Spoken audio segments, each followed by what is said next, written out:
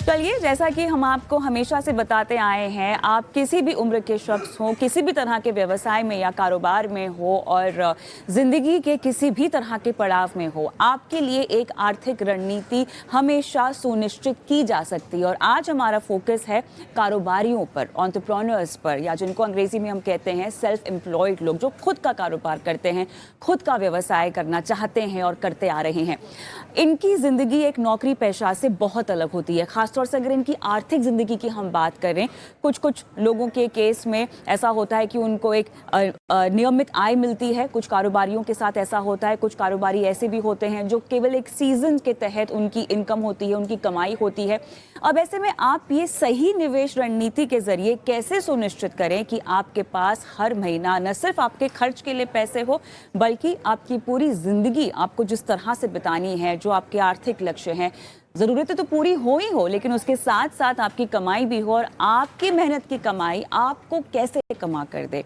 आज इसी पर हमारा फोकस होगा। कारोबारियों, सेल्फ एम्प्लॉयड लोगों को किस तरह से अपनी फाइनेंशियल प्लानिंग करनी चाहिए, कौन कौन से ऐसे रेड फ्लैग्स हैं जो उन्हें ध्यान में रखने चाहिए अपनी पूरी आर्थिक ज़िंदगी में, बारीकी से बात करते हैं। नेहल मोहता, को फाउंडर फिनोवेट, मेरे साथ जुड़ गई हैं। नेहल, बहुत बहुत स्वागत है आपका बनो अपना फाइनेंस मिनिस्टर में। और मेरे ख्याल से एक ऐसा मुद्दा जो आज की तारीख में बहुत ज़्यादा अहम भी है, क्योंकि हम एंटरप्रेन्योर्स की संख्या देश में बढ़ती हुई देख रहे हैं। तमाम उद्यमियों के साथ साथ गिग वर्कर्स की भी एक संख्या है जो बहुत ज़्यादा बढ़ रही है। बहुत सारे ऐसे लोग हैं जो एक परमानेंट नौकरी में नहीं रहना चाहते हैं, प्रोजेक्ट बेस्ड काम करना चाहते हैं, फ्रीलांसिंग करना चाहते हैं, क्योंकि वो 2-3 तरह के काम करना चाहते हैं। अब इस तरह की सिचुएशन में एक आम चीज़ जो अंडरलाइंग फैक्टर है वो ये है कि इस सभी तरह के प्रोफेशंस में आपकी रेगुलर इनकम नहीं होगी, आपकी एक नियमित आय नहीं होगी। तो मुझे सबसे पहला सवाल आपसे यही पूछना है कि क्या जो लोग जिनकी रेगुलर इनकम नहीं होती है, क्या वो अपने आर्थिक लक्ष्य तय कर सकते हैं? क्या वो एक निवेश रणनीति सुनिश्चित कर सकते हैं? नौकरी पेशा वालों से कितनी अलग होती है उनकी आर्थिक जिंदगी ने? शुक्रिया कविता, मुझे शो में इनवाइट करने के लिए। And very good evening to सब व्यूअर्स। तो आपने जैसे कहा कि अगर कोई सेल्फ एम्प्लॉयड है, एंटरप्रेन्योर है, क्या वो अपनी एक पर्सनल फाइनेंस की रणनीति बना सकते हैं? तो बिल्कुल बना सकते हैं। जैसे वो अपनी एक बिजनेस की प्लानिंग कर रहे हैं कि अगर वो एक बिजनेस सेटअप कर रहे हैं तो पूरे साल में उनका बिजनेस का कितना खर्चा है और उस बिजनेस से उनकी कितनी इनकम एक्सपेक्टेड है। तो तब उनको ये चीज ध्यान में रखनी है कि जब वो अपना बिजनेस का खर्चा जोड़ रहे हैं तो अपनी सैलरी भी उसमें जोड़ें कि मेरी जो एक घर चलाने के लिए या मेरे फाइनेंशियल गोल्स के लिए जो पैसे मुझे चाहिए वो मुझे मेरे बिजनेस से हर महीने मिलने चाहिए। तो एक्सपेंसेस में आपको अपनी एक पर्सनल इनकम, पर्सनल सैलरी, एक टेक होम आपको प्लान करना है। ये आप प्लान करोगे तो जो बिजनेस के कैश फ्लो हैं, जो काफी, जैसे आपने सही कहा कि कभी कुछ महीने इनकम आ रही है, कुछ महीने इनकम नहीं आ रही है, पर खर्चे जो है वो तो एक प्लान है, पूरे साल आपको करने हैं। तो उन खर्चों में आप अपनी एक टेक होम सैलरी या टेक होम इनकम बिल्ड कर लीजिए। तो इससे क्या होगा कि आपकी पर्सनल फाइनेंस अफेक्ट नहीं होगी। जैसे एक सैलराइड पर्सन को हर महीने आमदनी मिलती है, वैसे ही आप अपने बिजनेस से भी कुछ एक अमाउंट विड्रॉवल हर महीने आप ले सकते हो तो और इस तो विड्रॉवल आप ये से कह रही हैं, आपकी जो ओके, तो नेहल आप ये कह रही हैं कि आप जितना कमाते हैं सालाना या जितना आप हर महीना ऑन एन एवरेज कमाते हैं, उसमें से अपने आप को एक टेक होम सैलरी आप सुनिश्चित कर लें, चाहे वो कितना भी हो। और क्या ये अमाउंट फिक्स्ड होना चाहिए हर महीना, कि ये वेरी हो सकता है? डिपेंड करता है, क्योंकि आप एक फ्रीलांसर है, आप एक एंटरप्रेन्योर हैं, तो आपकी स्टेडी इनकम नहीं होगी, फिक्स्ड इनकम नहीं होगी। तो वो राशि कितनी होनी चाहिए? तो कविता जी, जैसे हमारे एक्सपेंसेस हैं, नीड्स है हमारी, जो लिविंग एक्सपेंसेस जिसको बोलते हैं, जिसमें हम कॉम्प्रोमाइज नहीं कर सकते हैं। तो किसी के लिए वो लिविंग एक्सपेंसेस महीने के 30,000 है, किसी के लिए 50,000 है। तो जो भी हमारे लिविंग एक्सपेंसेस हैं वो एज अ टेक होम हमारे बिजनेस से होना चाहिए। प्लस जो हमारे फाइनेंशियल गोल्स हैं, जैसे मुझे मेरे बच्चे को हायर एजुकेशन पढ़ाना है, मुझे मेरी रिटायरमेंट खुद देखनी है क्योंकि मैं सेल्फ एम्प्लॉयड हूँ। तो मेरे पास कोई पेंशन या कोई और सेविंग्स जो एक सैलराइड को होती है वो मेरे लिए नहीं है। तो जो मेरे लिविंग एक्सपेंसेस हैं और जो मेरे बहुत जरूरी लाइफ के गोल्स हैं, जैसे मेरे बच्चे का फ्यूचर एजुकेशन हो गया या मेरी खुद की रिटायरमेंट होगी, उसके लिए जो भी अमाउंट मुझे हर महीने बचाना है, इतना टेक होम मुझे अपने बिजनेस से फिक्स करना है।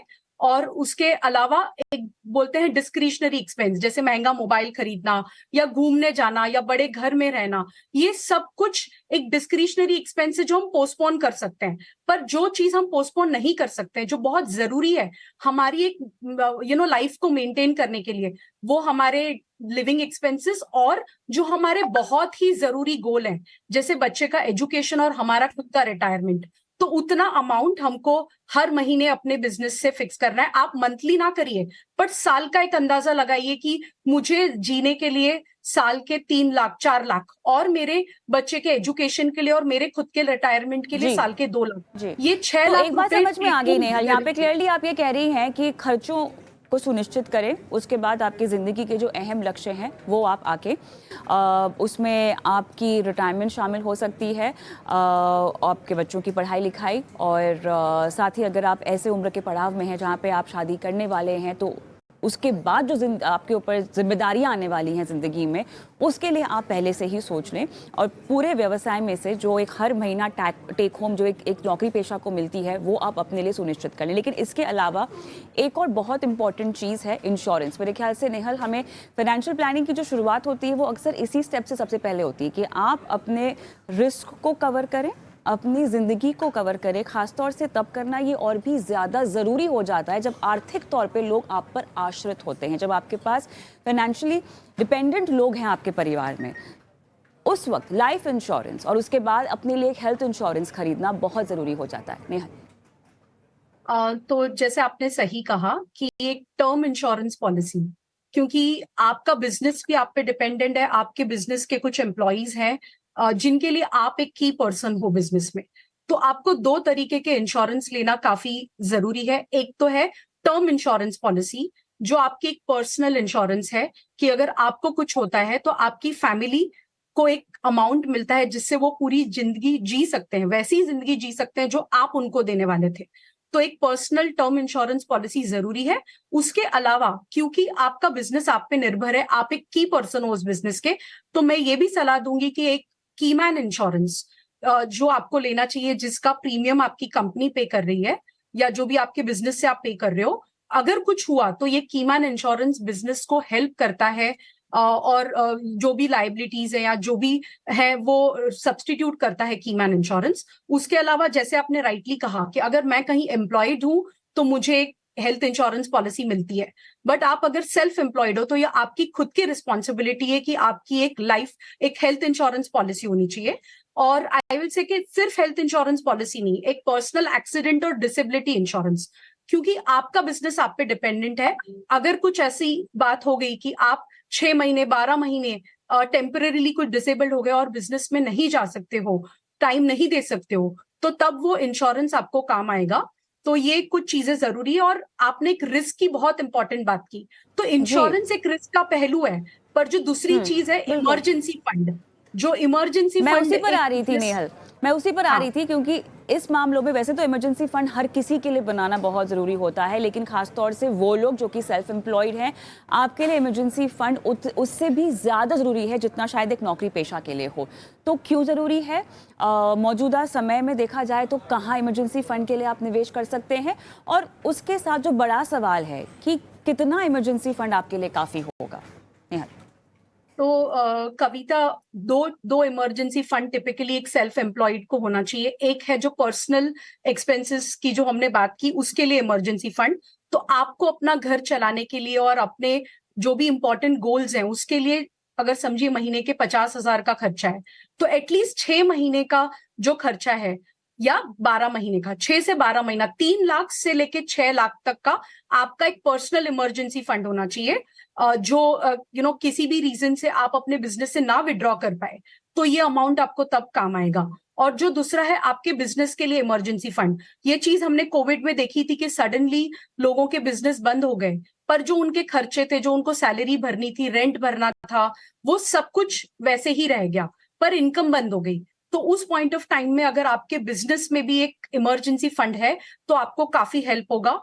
बिजनेस के लिए एटलीस्ट 3 to 6 months का आपको विजिबिलिटी होना चाहिए कि अगर इनकम नहीं भी आई तो भी ये इमरजेंसी फंड से खर्चा चल जाएगा और ओवरऑल आपके पर्सनल फाइनेंस पे या आपके बिजनेस फाइनेंस पे कुछ ज्यादा प्रेशर नहीं होगा एक कोई एडवर्स सिचुएशन में। चलिए, तो यहाँ पर आपको बता दिया गया कि खर्च के तौर पर आपको एक नौकरी पेशा की तरह काम करना है, यानी कि आप जितना कमाते हैं उसमें से सैलरी का बंदोबस्त करें और वो सैलरी आप जितना हो सके उतना हर महीने अपने व्यवसाय में से ले, अपने कारोबार में से ले, जिससे आपके खर्चे पूरे हों। साथ ही जो आपके अहम आर्थिक लक्ष्य हैं जीवन के, उन पर आप जो है काम करना शुरू करें और उनके लिए निवेश करना शुरू करें। इमरजेंसी फंड बनाएं अपने लिए, टर्म इंश्योरेंस, और अपने आप के लिए और अपने परिवार के लिए हेल्थ इंश्योरेंस आपको लेना बहुत ज़्यादा ज़रूरी है। लेकिन अब क्योंकि ये सेल्फ एम्प्लॉयड लोगों की हम बात कर रहे हैं नेहल, और कोविड के दौरान हमने देखा कि ये वो तबका रहा जिन्हें बहुत ज़्यादा फाइनेंशियल क्राइसिस हुई है। ठीक है, हम नहीं चाहते कि इस तरह की महामारी और इस तरह की दशा या सिचुएशन कभी भी किसी की ज़िंदगी में आए, लेकिन जो सबसे ज़्यादा इम्पैक्ट हुए हैं वो सेल्फ एम्प्लॉयड लोगों का इसमें बहुत ज़्यादा आंकड़ा रहा है। इमरजेंसी फंड क्या इस तरह के किसी भी अनएक्सपेक्टेड इवेंट को कवर कर सकता है? कोई कैसे इसके लिए तैयार रह सकता है नेहल? इतना तो कोई दूरदर्शी होगा नहीं। इन्वेस्टमेंट पोर्टफोलियो आपके पास होना बहुत ज़रूरी है, लेकिन एक अनफॉर्चुनेट इवेंट और अनएक्सपेक्टेड इवेंट इस तरह का हो जाए, आप कितने तैयार रह सकते हो? जो निवेश अगर आपके पास है तो उस निवेश में से आप कैसे उन पैसों का इस्तेमाल कर सकते हो अपनी रोज़मर्रा की ज़िंदगी का खर्चा निपटाने के लिए? ज़रा इसके भी टिप्स दे दीजिए। तो कविता जी, जैसे हमने बोला कि 6 से 12 महीने का आपका जो लिविंग एक्सपेंसेस है वो एक इमरजेंसी फंड में होना चाहिए। और ये इमरजेंसी फंड आप कोई म्यूचुअल फंड के लिक्विड फंड में या आप कोई शॉर्ट टर्म बैंक डिपॉजिट्स में रख सकते हो। ये इतना लिक्विड होना चाहिए कि अगर इमरजेंसी आई और आज आपने ट्रिगर दबाया कि मुझे ये पैसे चाहिए, आपके अकाउंट में ये विद इन 24 to 48 आवर्स आ जाने चाहिए। तो जनरली 6 to 12 मंथ्स का एक्सपेंसेस आपका पर्सनल और आपके बिजनेस का आप एक म्यूचुअल फंड के लिक्विड फंड में या तो आपके बैंक अकाउंट में एक्सट्रीमली शॉर्ट डिपॉजिट्स में उसको रखिए, और वो आपको इमीडिएटली एक्सेसिबल होना चाहिए जब कोई इमरजेंसी सिचुएशन आए। और आपको अपना पोर्टफोलियो, जो भी आपका इन्वेस्टमेंट पोर्टफोलियो है, एक जो इमरजेंसी फंड का पोर्टफोलियो है जो अल्ट्रा शॉर्ट टर्म है, उसको आप अपने लॉन्ग टर्म इन्वेस्टमेंट से ना मिक्स करिए। सो काफी बार लोग ये इमरजेंसी फंड मेंटेन करते हैं अपने सेविंग बैंक अकाउंट में और उससे कुछ ट्रेडिंग की पोजीशंस ले लेते हैं और सोचते हैं ये तो शॉर्ट टर्म ट्रेडिंग है, कुछ शेयर ले बेच कर रहे हैं शॉर्ट टर्म में, अगर जरूरत पड़ा तो हम इसको सेल करके हमारे इमरजेंसी फंड को रिप्लेनिश कर सकते हैं। पर ऐसा ना कीजिए। इमरजेंसी फंड को आपके लॉन्ग टर्म इन्वेस्टमेंट्स के साथ मिक्स नहीं करना है और इसको इतना लिक्विड रखना है कि जब आपको चाहिए आप ये पैसे तुरंत निकाल सकते हो। नेहल, बहुत बहुत धन्यवाद आपका, आपने समय निकाला और एक कारोबारी की फाइनेंशियल प्लानिंग के तमाम पहलुओं पर विस्तार से हमारे साथ आज बात की है। तो अगर आप भी एक उद्यमी है, एक एंटरप्रेन्योर है, कारोबारी है, या आप एक फ्रीलांसर है, गिग वर्कर है, या ऐसे कोई शख्स हैं जिन्होंने जस्ट अपनी फाइनेंशियल लाइफ की अभी शुरुआत ही की है, नौकरी की तलाश में ही भले हो और अपने लिए एक फाइनेंशियल प्लान चाहते हो, तो अपने सवाल आप हमें व्हाट्सएप कर सकते हैं।